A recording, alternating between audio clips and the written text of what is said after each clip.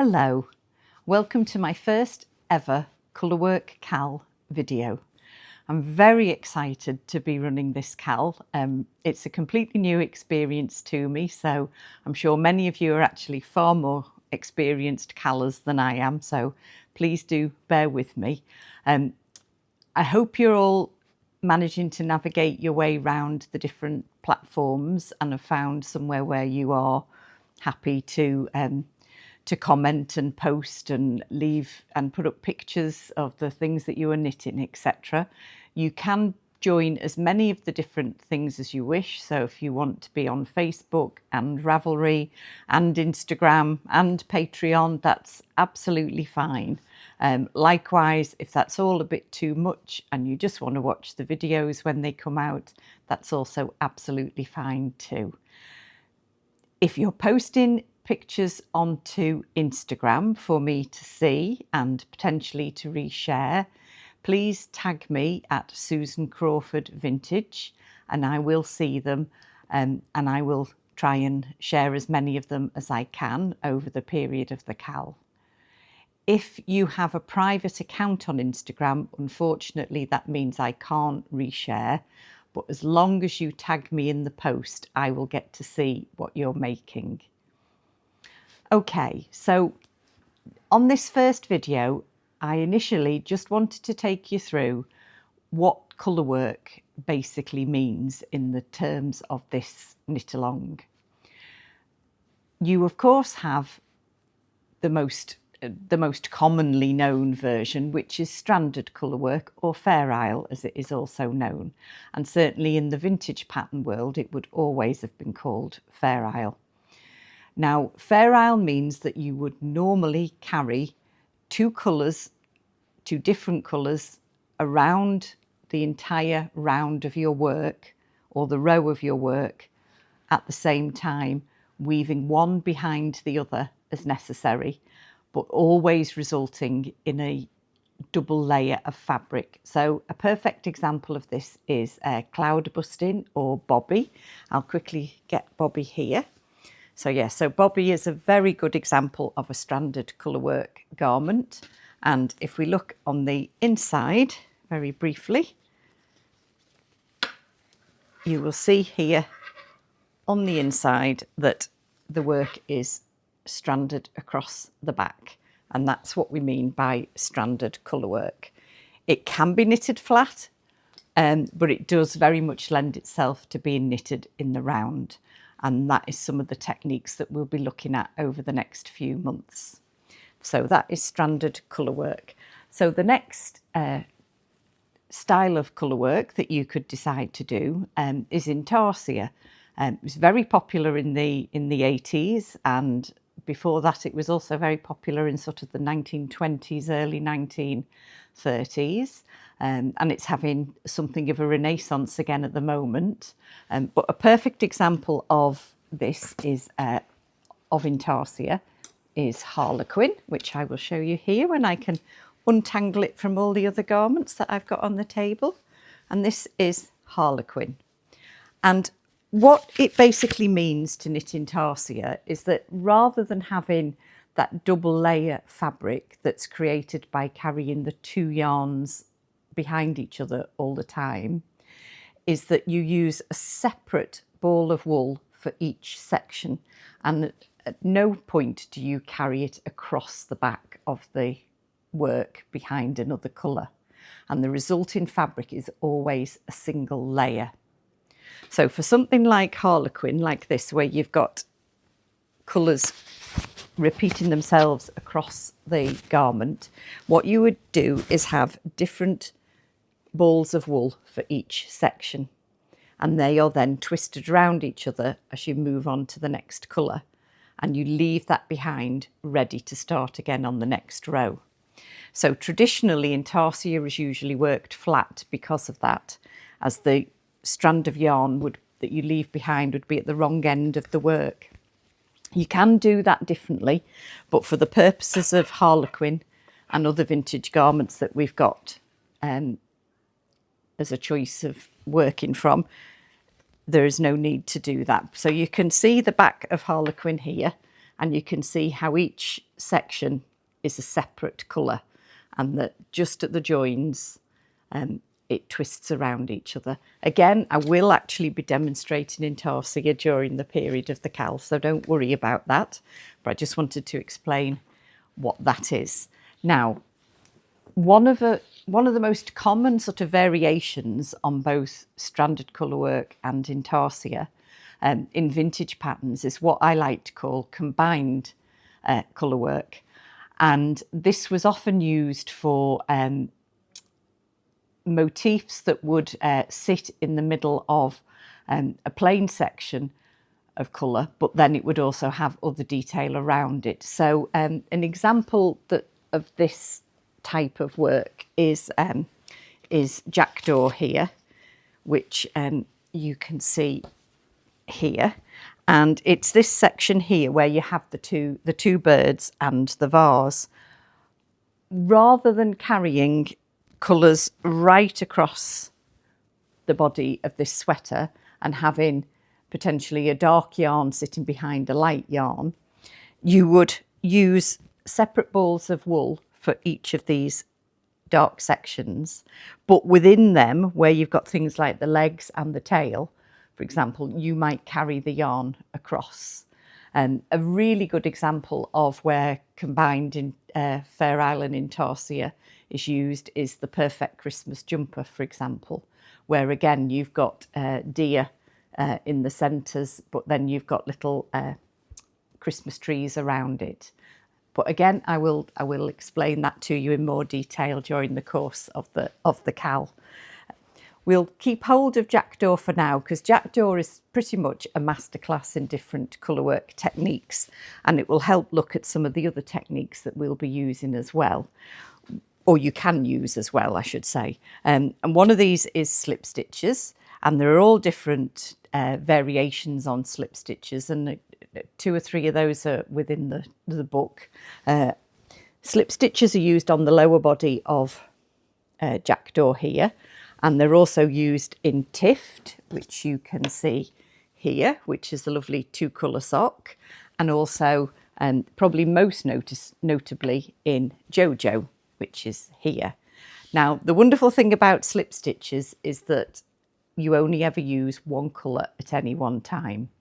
So if you're a bit unsure about getting started on a stranded colourwork project or an intarsia project, I would highly recommend a slip stitch project. They're great fun and really, really simple to work, but create something really, really striking after they're completed. And these can also be worked in the round or flat, depending on your choice. Jojo has instructions for both flat or in the round knitting, depending on which you would like to do. So that is slip stitches. So as I say, we've got several of those in the book. Again, if a garment is a bit too much, you could have a go first of all at something like tift, get used to the idea of using 2 colours, managing those yarns, and then maybe move on to something like Jojo. So there's lots of steps that you can take to start simpler and build up. Even with stranded colourwork, for example, you could start with a garment that has much less stranded colourwork on it as a whole. A design, for example, like Poppy, which we've got here, just has stranded colourwork at the yoke, and the rest is just stocking stitch. So this is a great way to just have a go at mastering the colourwork technique without having to embark on an entire garment. I've actually just knitted, or I've nearly finished knitting myself one of these, so it'll be something I'll be looking forward to sharing with you at our first Zoom meeting in November. I'll just pop Poppy back.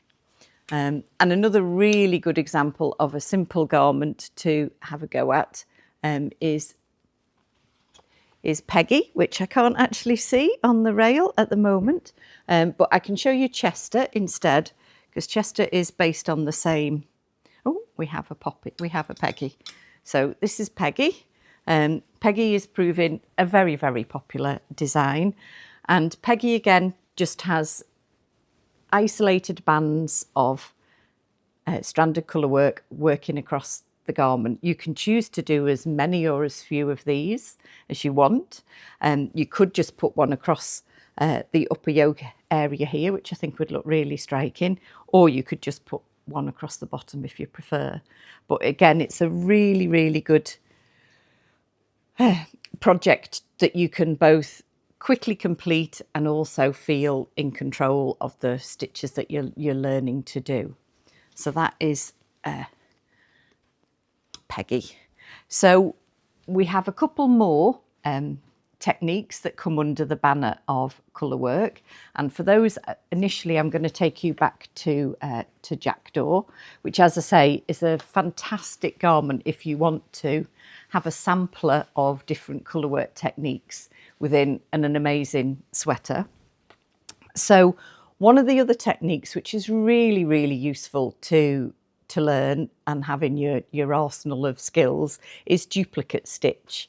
And duplicate stitch is basically, if you see these little green motifs dotted around and the eyes on the jackdaws, and I think possibly the flowers, the small flowers at least, those have all been duplicate stitched, and that means I have gone over the existing surface of the sweater with another colour and literally duplicated the knit stitches over the top with that second colour, and that enables you to put isolated spots of a second colour in an area where you really either wouldn't want to be carrying the yarns across to get to that spot, or also you wouldn't really want to just be joining in a ball of yarn just to work 4 or 5 stitches over 3 rows. So duplicate stitch is a really, really useful technique. It's also great if retrospectively you realise you've missed a little motif out or you've done a stitch in the wrong colour. You can always duplicate stitch over the top. So that's a great one, and I'm really looking forward to sharing that particular technique with you, because it's a particular favourite of mine. I did also use it in folklore on 1 or 2 of the little motifs at the bottom of that cardigan. Okay, now up to now I've pretty much only shown you garments from Stitching Time Volume 3, which, as we all know, is the new book and focuses completely on colourwork. But for the KAL, don't feel that you have to knit out of this book. I know many of you have already selected patterns from either Vintage Shetland, from Echoes, from Evolution, some people even from the older Stitching Time books, and that is all absolutely fine. We really are just celebrating any of my patterns in any form. I think there's several people who've already mentioned they're knitting Wartime Farm sleeveless pullovers too, so it would be great to see all those different patterns, and so don't feel that in any way that it's a problem if you want to knit one of the others. But obviously I'm equally delighted, or even more delighted I suppose, if you're going to knit from the new book. Okay, so that brings us to our first sort of technique section of the KAL, and I really want to start at the very basics for you, and have a look at cast-ons. Now, I generally recommend in my books one of 2 cast-ons, either cable cast-on or long tail cast-on.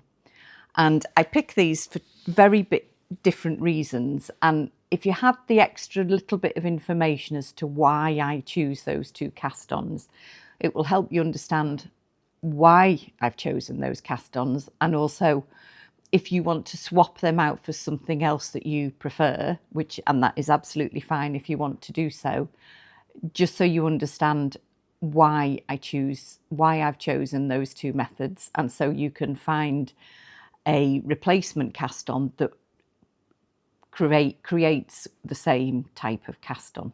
Okay. Right, so I tend to use 2 main methods: the cable cast-on for when I'm knitting flat, and the long tail cast-on for when I'm knitting in the round.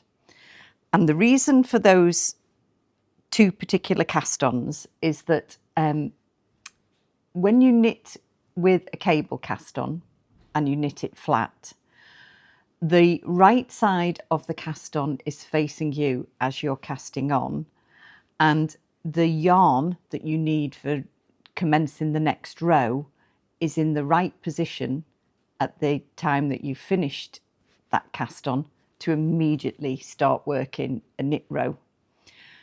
A long tail cast on also presents you with the right side facing as you are casting on, but until you turn the needles to face each other, you have the tail at the other end of the needle. But the idea is with a long tail cast on that as you bring the two needles together, the yarn is then on your right hand needle ready to immediately start knitting into the round. So what I'm going to do now is I'm going to show you both those methods so that you can see how the stitches are formed, but most importantly where that yarn is and why that matters in terms of knitting flat or knitting in the round. Because if you used either of those cast-ons for the opposite type of construction, you actually end up with the yarn in the wrong place to work your first round. So let me elaborate. So I'm now going to show you how to work a cable cast on. I would use this method when I am knitting flat rather than in the round. So you start with a simple slip knot, as you do with most cast-ons. You are actually working from the length of the yarn, so you don't need to pull out more yarn, so you don't need to estimate how much yarn the cast-on is going to take. I'm using 2 double-pointed needles here to replicate using using straight needles for working flat rather than a circular needle. But I do also use this cast-on with a circular needle. You just tend to need a bit of a length of cable to be able to manipulate the two ends.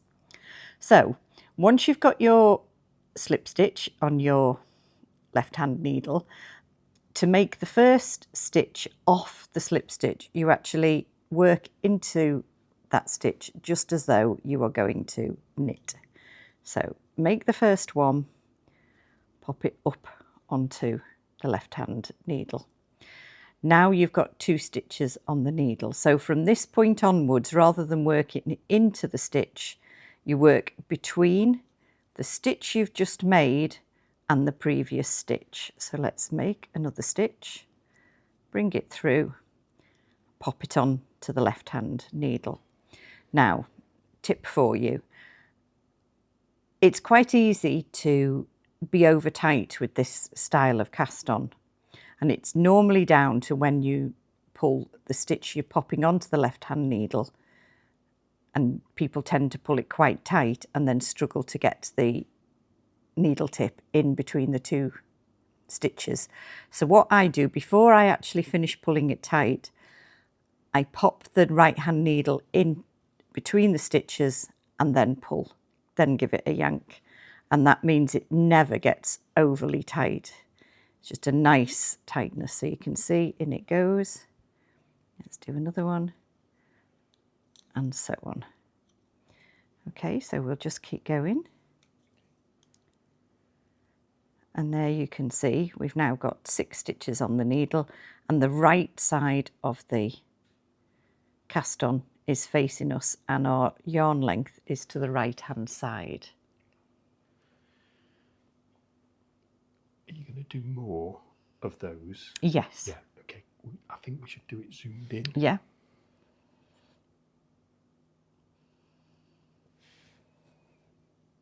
So I'm now going to show you this in a little bit more detail. You can see the 6 stitches that we've got on the needle, and I'm just going to get our needle back in. You can see now I've took the needle out. It was harder for me to get that needle into between the stitches. So now we're going to make a stitch, and we're going to pop it up onto the left needle. Going to pop our needle tip in and see how much easier that was. And away we go again. and on again, through and over, and draw it through and on, and so on. Now, with most vintage patterns that are knitted flat, certainly in the UK, I would recommend this particular cast on because it gives a nice firm cast on.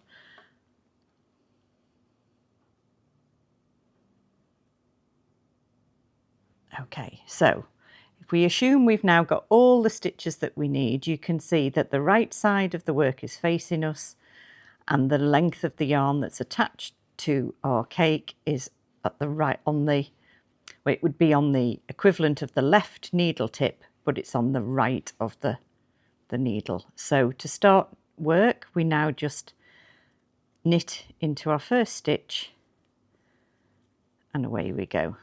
And so there we go, we are ready. I am throwing at the moment, so you can see how it would be done in a sort of standard English manner.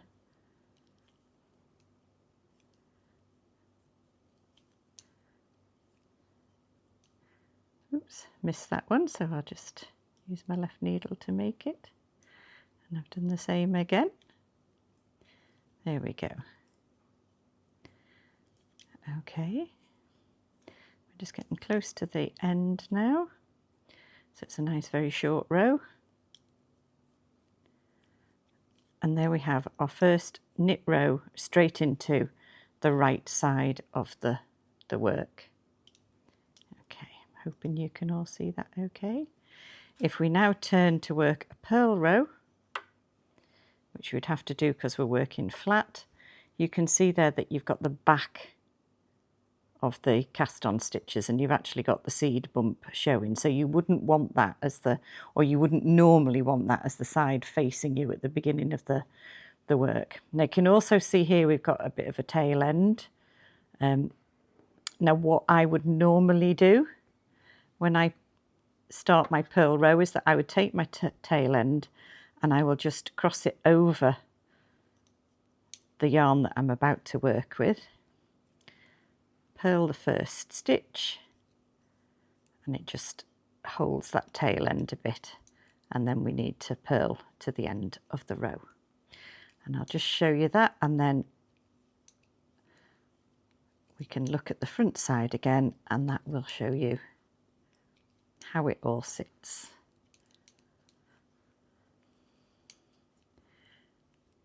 And there we go, so I'll turn the work around. I'll just put that needle down and out of the way, and there we have our nice tidy cable cast on. So it makes a nice firm cast on that helps a sweater hold its shape. So particularly if it's a very drapey fabric or a yarn that doesn't have much body of its own, cable cast on is a great cast on to use. Okay.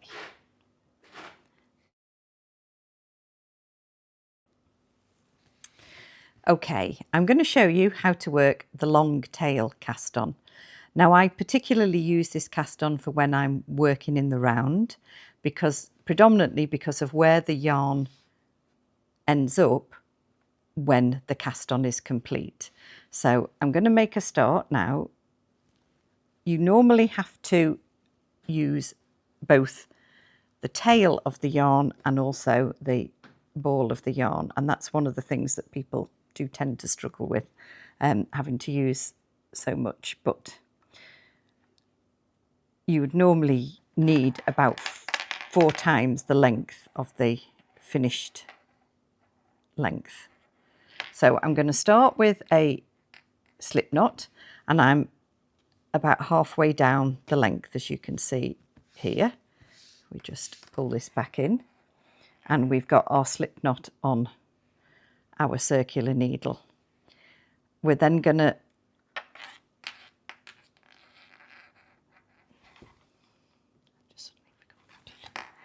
move this into my right hand, and I'm going to put one end of the yarn over my thumb the other end of the yarn over my forefinger, and then I'm going to draw them both together in the palm of my hand, and I hold them with my 3 other fingers, which you can see there, which I hope you can see there.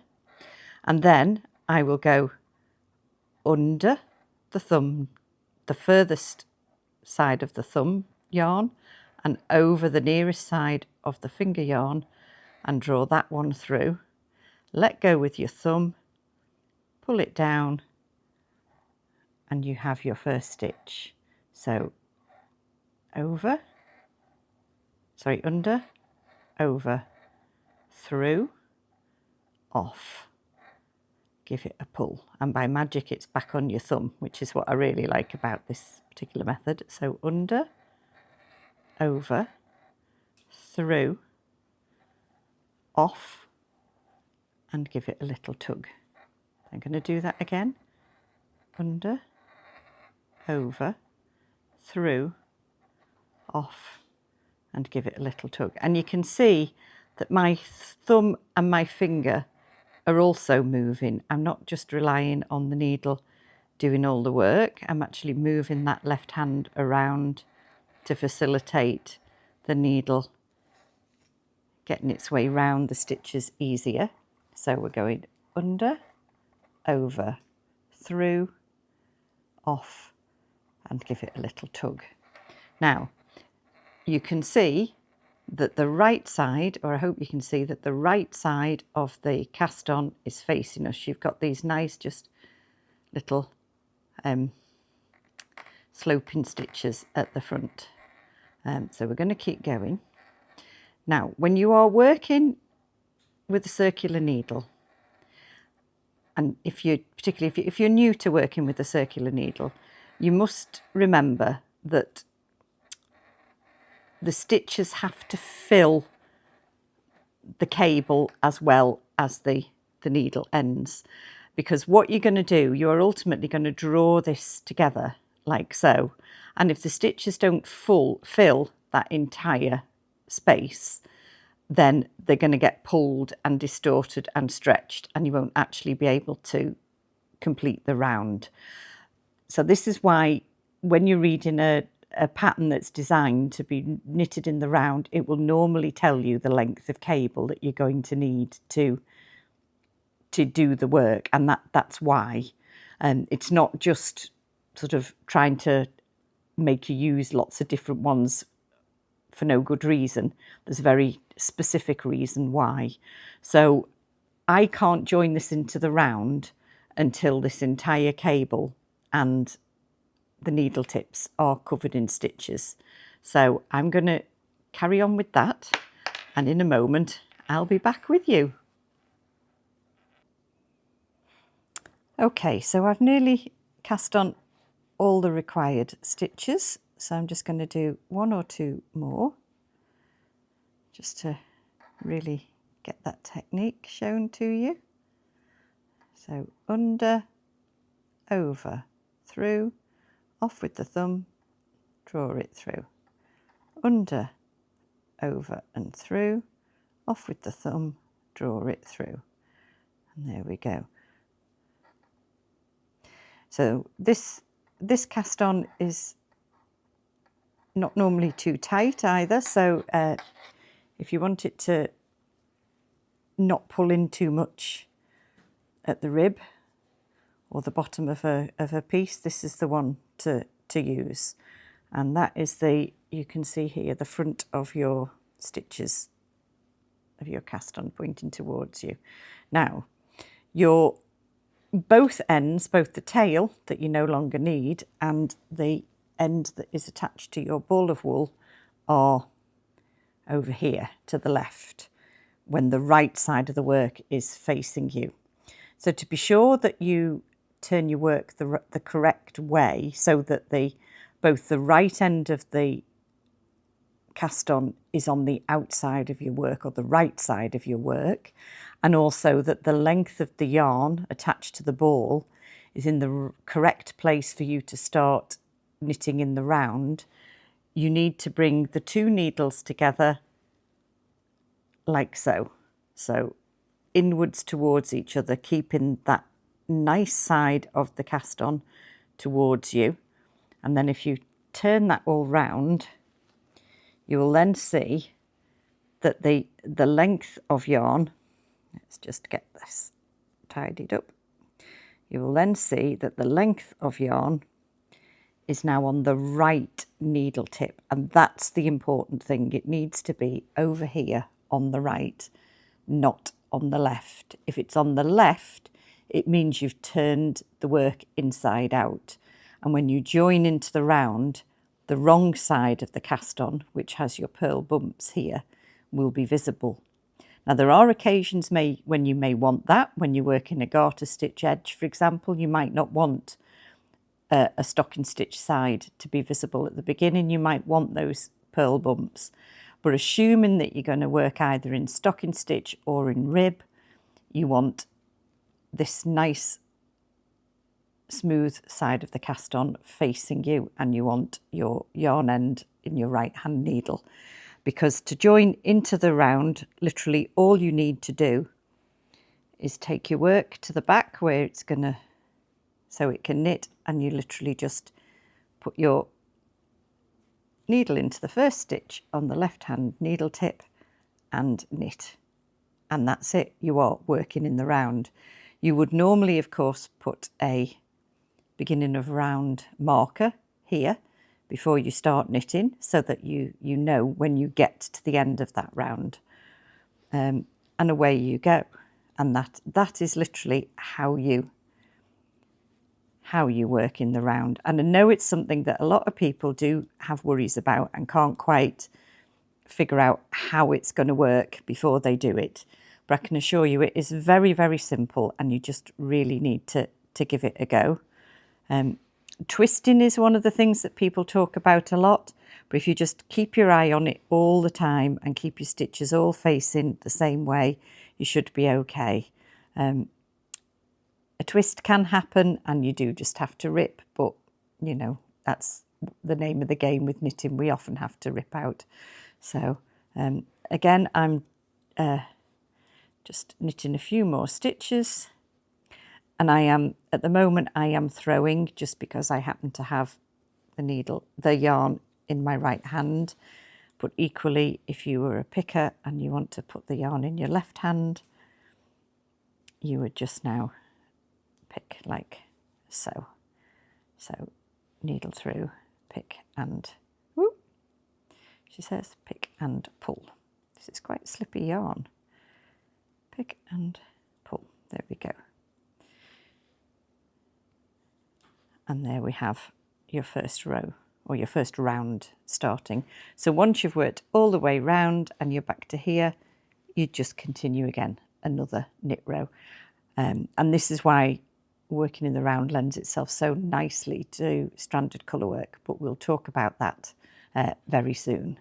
And that is it for now. That is the long tail cast on. Okay. And so that's it for today. I hope you found it useful, and I look forward to seeing you all next month with another video. And in the meantime, I look forward to seeing you at our Zoom meeting at the beginning of November.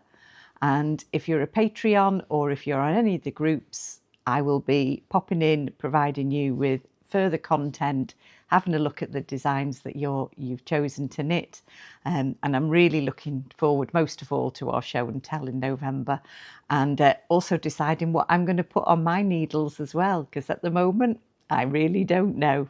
So watch this space. Bye bye.